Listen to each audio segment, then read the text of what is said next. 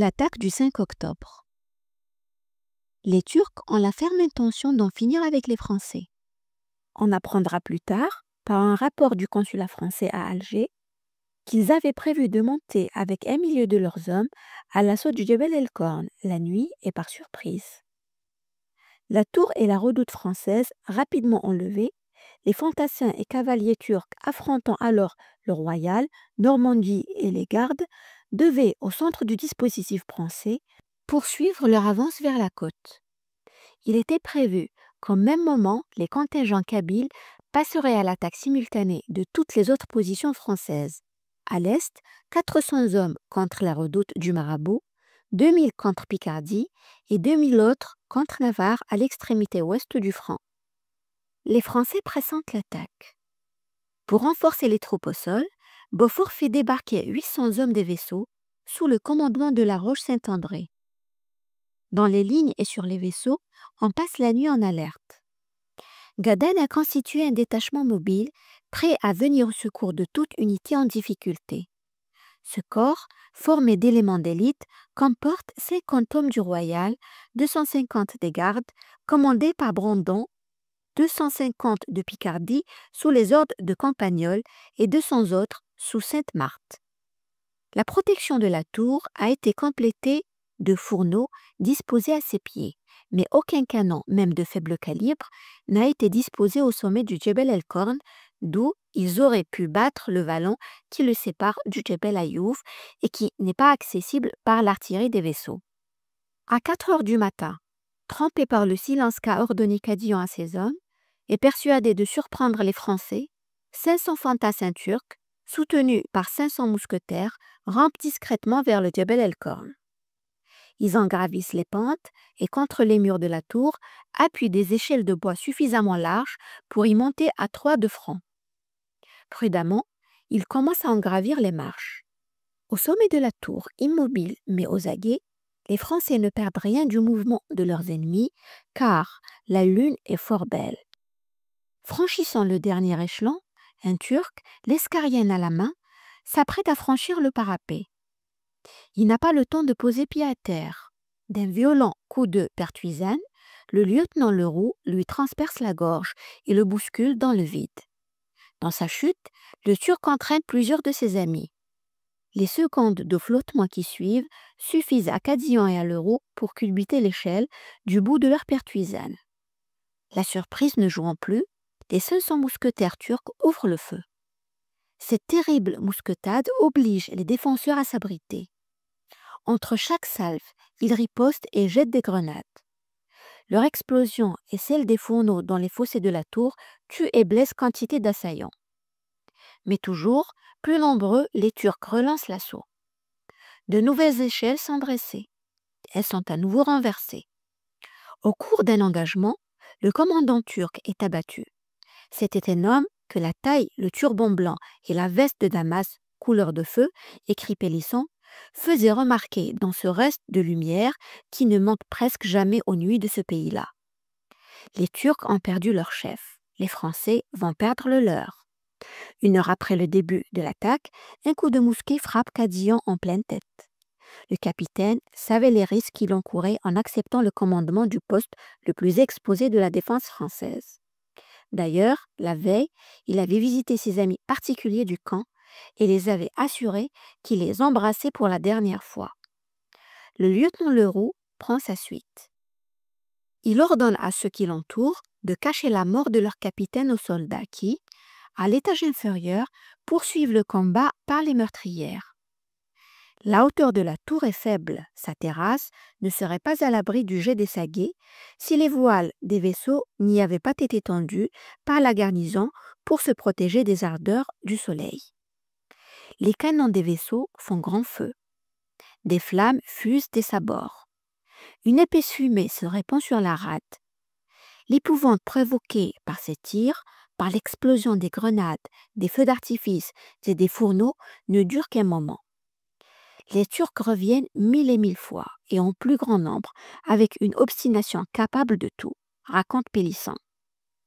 Vers 8 heures du matin, le feu turc étant toujours aussi intense et celui de la tour faiblissant, Beaufort s'inquiète. il envoie un serpent avec 10 hommes prendre des nouvelles.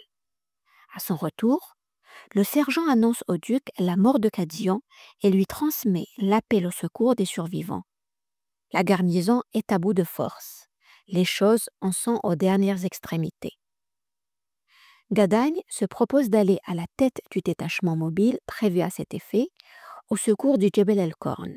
Mais certains officiers hésitent. Ils estiment que ce secours envoyé à la redoute, se trouvant trop faible pour la multitude des morts, dont les montagnes et la plaine sont couvertes, ne ferait qu'engager insensiblement un combat inégal qui les contraindrait à la fin ou de se retirer et d'y laisser périr les leurs, ou, s'ils voulaient les soutenir, de dépouiller insensiblement le camp du peu qui lui reste de défense, l'abandonnant à la merci des ennemis. Ce genre de discours n'est pas de ceux qui plaisent à Gadagne. Pour toute réponse, il saute à cheval. L'épée haute et sans autres armes, suivis des principaux officiers, il se met à la tête des commandés et leur fait honte de leur faiblesse. Les forces turques, grossies de contingents berbères, s'approchent des lignes françaises. L'artillerie des vaisseaux est contrainte de cesser le feu car les deux troupes vont se heurter en un corps à corps général. Les armes s'entrechoquent. Burnous blanc et djellaba se mêlent aux uniformes bariolés des soldats du roi, les chèches et les turbans aux casques et aux chapeaux de feutre. Au-dessus de la mêlée, des bannières fleur-de-lysée flottent à côté des drapeaux rouges marqués du croissant de l'islam. Beaufort, malgré son rang, s'est joint aux combattants, mais vite blessé, il doit quitter le champ de bataille. Une forte contusion à la jambe va le contraindre à plusieurs jours de repos. Une anecdote rapportée par Pélisson révèle la violence, la férocité des combats. Brandon, raconte-t-il, voyant un drapeau rouge par terre, à 2 pas des ennemis, propose des récompenses à qui s'en ira l'enlever. 4 soldats, plus hardis et plus avides, ou de gain ou d'honneur, y périrent l'un après l'autre. Un muet de la compagnie d'Arcy l'entreprit après eux et en vint à bout. Déjà, il arborait cette dépouille, à l'affût de nos lignes, où il voulait rentrer, quand les nôtres qui le prennent pour un ennemi le percent en un instant de 1000 coups, alors qu'il tendait inutilement les mains et faisait des signes qui n'étaient pas entendus. Un Turc cependant, fâché de nous voir remporter cet avantage, part de la main, coupe la tête à un des nôtres qu'il trouve sur son chemin et va reprendre le drapeau au même lieu où le muet venait d'être accablé.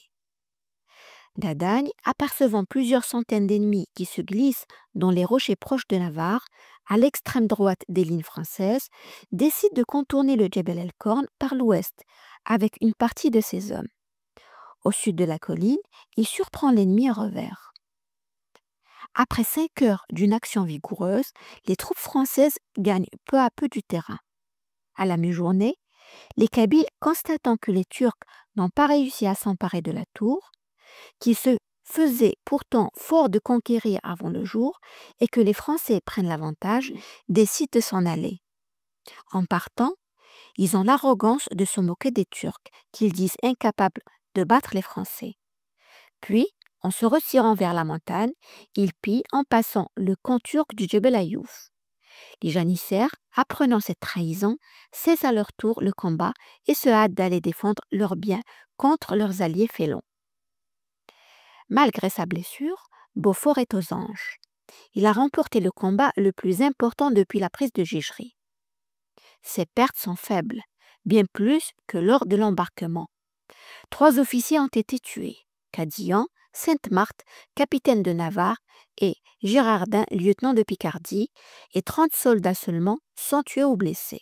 En revanche, dans les camps turcs, on dénombre une centaine de morts et plus de 200 blessés.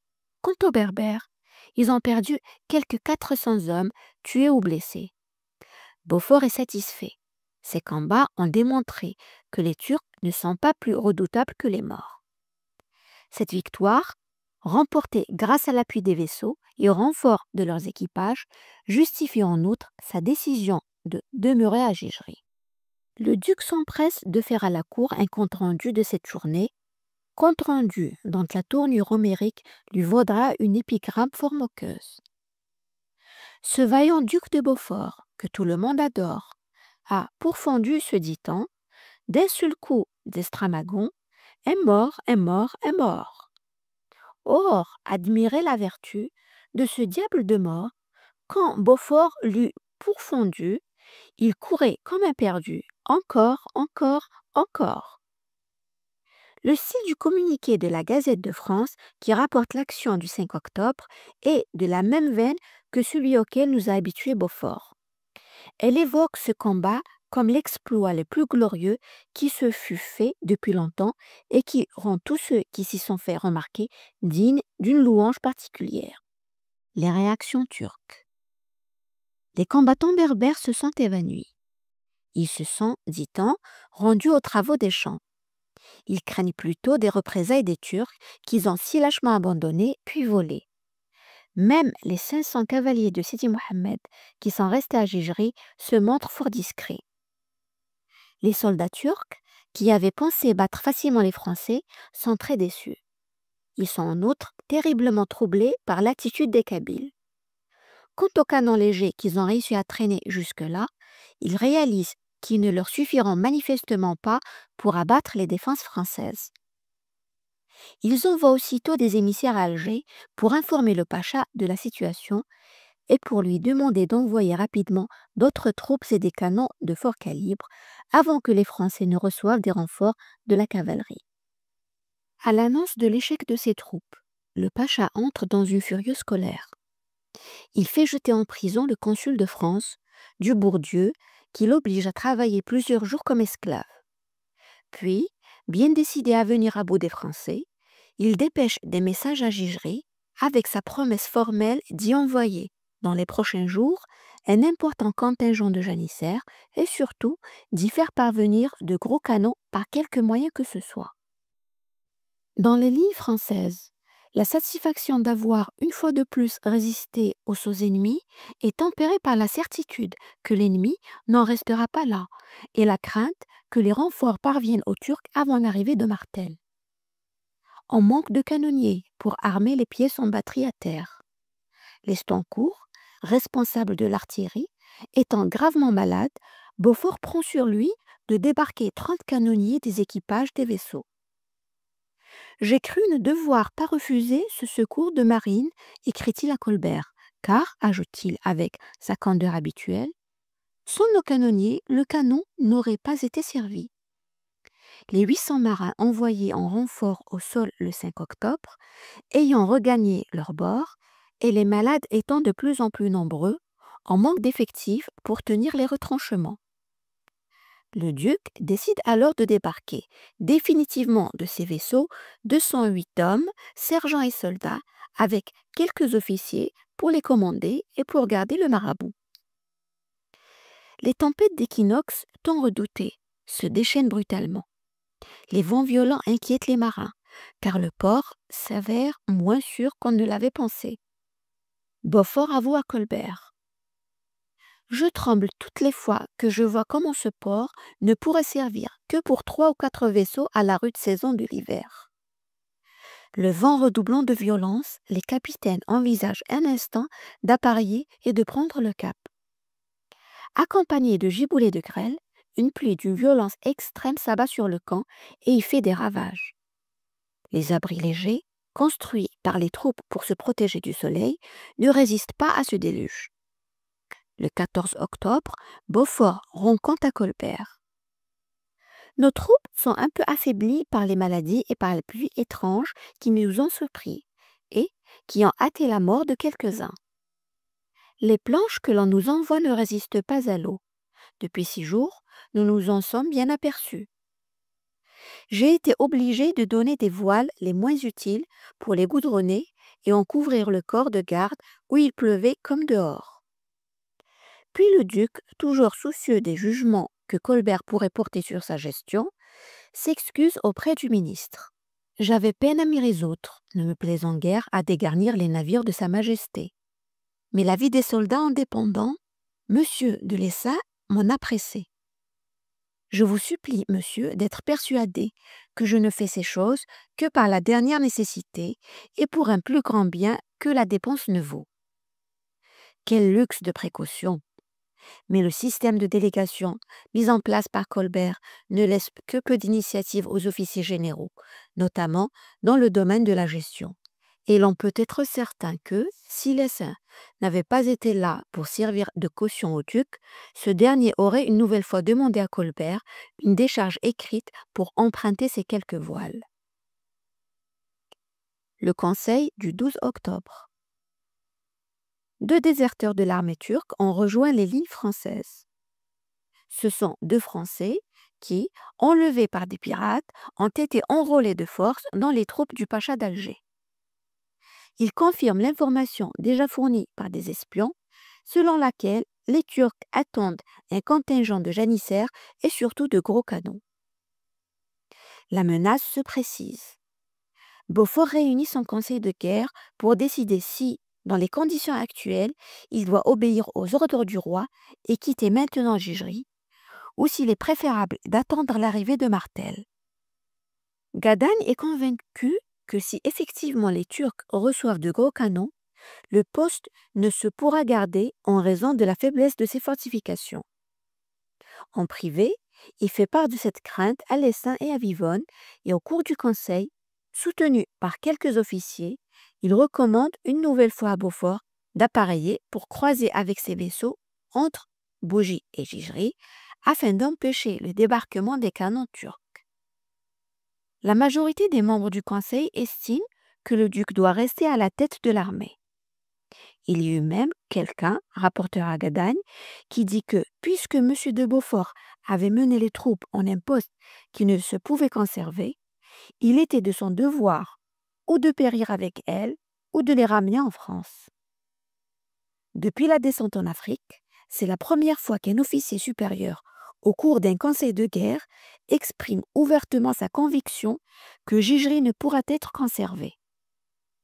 Cette précaution me parut d'autant plus suspecte, explique-t-il dans son mémoire au roi, que je n'avais que trop connu par ma propre expérience et que j'étais bien averti d'ailleurs que l'on ne cherchait que des occasions de me surprendre et de se décharger sur moi de toute la mauvaise conduite du passé. Je devais appréhender qu'on ne voulât aussi me charger des fautes de l'avenir. Je savais que M. de Beaufort avait ordre de croiser en mer pour empêcher que les ennemis ne reçussent du secours et du gros canon. Si dans le temps que je signais que sa personne était nécessaire, il fut arrivé aux ennemis et du secours et du gros canon, n'aurait-il pas eu un prétexte très précieux pour m'en rendre responsable? Telle est la méfiance qui s'est établie entre les 2 principaux généraux français. Finalement, faisant fi des observations de Gadagne et de ses partisans, le duc décide de rester à Gigri jusqu'à l'arrivée de Martel. Le compte rendu de Beaufort à Colbert, en date du 14 octobre. Dans une longue lettre au ministre, le duc accuse réception des ordres du roi, lui rend compte des combats du 5 octobre, des mesures qu'il a prises depuis pour la défense du poste et justifie sa décision de demeurer à Gigri. Il s'excuse d'abord du temps qu'a mis Clerville pour envoyer son plan de forteresse à la cour. Il se réjouit de la décision prise par le roi d'avoir retenu ce projet. Mais il sera malaisé, signale-t-il, de commencer si tôt à travailler que l'on espérait, puisque partie des outils et des ouvriers ont été perdus par le naufrage malheureux du Tigre. Il fait un bref rappel de l'action du 5 octobre, qu'il désigne comme étant une des plus fermes et des plus considérables que l'on ait faites. Pour justifier sa décision de rester à Gigri, Beaufort déclare « J'ai appris par M. de l'Essaim les ordres de Sa Majesté qui sont de me rembarquer et faire la guerre aux corsaires de Barbarie. Je l'aurais fait tout sur l'heure si je n'avais dès le lendemain aperçu le camp d'Alger joint avec celui des morts. La présence des ennemis a fait résoudre ici tout le monde à me prier d'attendre encore quelques jours l'arrivée de M. de Martel. Le duc passe sous silence la recommandation que Gadagne lui a faite de croiser avec des vaisseaux entre Bougie et Gigri et ne fait aucune allusion à l'intervention de l'officier qui, au cours du conseil, a exprimé ouvertement sa certitude qu'il sera impossible de conserver Gigri. Si Beaufort informe Colbert que les Turcs ont envoyé des émissaires à Alger pour savoir ce qu'ils doivent faire, il ne dit mot de la réponse du pacha d'Alger, dont il est parfaitement informé. Au lieu de traiter de la grave menace que l'arrivée probable de canons fait peser contre le camp français, il s'attache sur les sujets de moindre importance ou de moindre urgence. Les dommages causés par la pluie, le manque de toile pour abriter ses troupes, la mauvaise qualité des planches, le manque de bois et de victuailles. Il reprend enfin son thème favori des victoires qu'il remporterait contre les ennemis, si seulement il avait de la cavalerie. Nous irions les attaquer dans leur camp, et nous serions ensuite en repos ici, car ce sont gens qui font mal à la garde et qui n'ont pas de retranchement. Pour conclure, Beaufort affirme à Colbert: comme vous me marquez particulièrement par votre lettre de laisser ce poste en bon état, je m'y emploierai de toutes mes forces pour ce qui dépendra de la mer, qui est par où ils peuvent recevoir du secours. Malgré cette affirmation sans équivoque, le duc ne donne toujours à aucun de ses vaisseaux l'ordre d'aller croiser sur la côte pour en assurer le blocus. 3 navires seulement mettent à la voile, 2 pour aller chercher du bois et des victuailles en Sardaigne, et le Beaufort qui rentre à Toulon avec le courrier pour la cour. Son capitaine, La Roche-Saint-André, envoyé par le duc, doit se rendre auprès du roi pour lui donner de vive voix les nouvelles de Gigery. Quant aux quelques 10 autres vaisseaux de guerre, encore à Gigery, ils restent là mouillés en rate. La lettre de Gadagne à Colbert du 14 octobre. Gadagne accuse réception à Colbert des lettres qui lui ont été remises par les saints. Il demande au ministre de remercier Louis XIV de l'honneur qu'il lui a fait en le choisissant pour commander les troupes après le départ de Beaufort. Je rends compte au roi, écrit-il ensuite, selon l'ordre qu'il m'a donné, de tout ce qui se passe ici. Et pour ce qui est de l'union que vous me recommandez, je suis tellement résolu à la maintenir qu'il n'y a rien au monde que je néglige pour cela. J'irai au-devant de tout, et par la manière dont j'en userai, je fermerai la bouche à tous ceux qui auraient pris à tâche de me faire de la peine par le chagrin et le déplaisir qu'ils ont de demeurer ici. Il ne dit rien des débats qui ont eu lieu au Conseil du 12 octobre, mais en une phrase, il décrit la défense du camp. Les choses sont sur un si méchant pied, les travaux et les fortifications en si méchant ordre et tout à fait mauvaise qu'il n'est pas aisé d'en venir à bout. Puis, se référant à l'état qu'il a dressé des munitions et des matériels dont il dispose, il fournit une liste précise de ses besoins qui s'ajoute, précise-t-il, à ceux définis ailleurs par Clerville et Charuel. 20 000 grenades, 300 madriers, 6 000 palissades, fort grosses et fort longues, 200 bombes, 8 000 manches d'outils, des pics, des mousquets, des pertuisanes. Je ne crois pas, précise-t-il, que la quantité de poudre, de boulets, de mèches et de plomb que l'on nous envoie suffise.